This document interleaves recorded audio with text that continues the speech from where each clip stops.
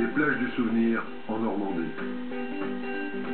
Je me trouve à présent sur la plage que les Alliés avaient baptisée Omaha Beach.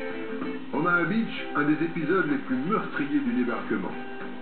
Mais même dans ce lieu de mémoire, la vie est la plus forte. Hélène, 19 ans, est double championne du monde de char à voile. Et c'est à Omaha qu'Hélène apprivoise le vent. Char à voile, au début je connaissais pas ça, je savais même pas que ça existait, enfin, c'est pas une activité qu'on voit énormément. Donc c'est vraiment le prof de sport que j'avais au collège qui nous a emmenés un mercredi matin, allez on va faire du char, on découvre. Et depuis ce jour-là, ça m'a plu quoi. C'est très physique ou il y a beaucoup de tactique aussi? C'est les deux. Donc, je dirais que ça dépend des conditions. Par exemple, on va avoir un vent qui est fort, là je te dis que ça aide pour tenir la voile. Pareil, on se prend pas mal de chocs, de bleus. Puis de l'autre côté, il y a la tactique où dans le vent faible, là la finesse, ça va vraiment jouer et c'est ce qui peut faire la différence. Et les courses, elles se passaient toujours là? Ah non, on se déplace. On va donc dans différentes places en France. J'ai eu la chance d'aller en Argentine, quand même. en Patagonie. C'était mes premiers championnats du monde.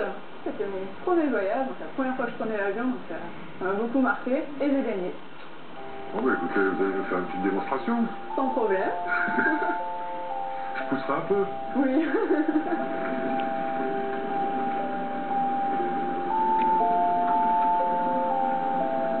On va chanter ma voile, on va frapper du vent. Aussi. Progressivement. Ça accélère. J'ai vu un interview et pas trois fois avec son gros plat de froid. Et je tourne.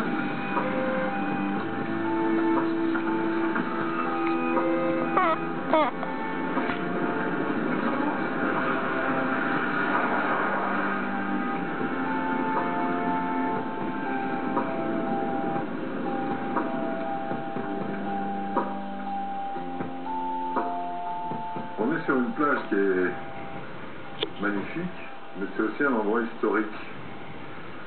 Est-ce que de temps en temps, vous êtes amené à y penser ou... Un jour, ça m'a marqué parce que je me baladais, j'avais attiré mon frère à un char à voile. Et on se promenait, c'était le soir, en fin de journée, donc il n'y avait pas beaucoup de monde sur la plage. Et là, on croise un monsieur relativement âgé avec une cornemuse qui jouait sur la plage tout seul. Et c'est pour nous, à ce moment-là, où on va plus y penser au côté un peu tragique de ce qui s'est passé ici. C'est émouvant. Oui, alors, ça fait bizarre quand on est dans la machine, on est là dans un esprit pour s'amuser, là on croise quelqu'un comme ça qui joue un instrument qui est un peu triste, et ça fait quelque chose.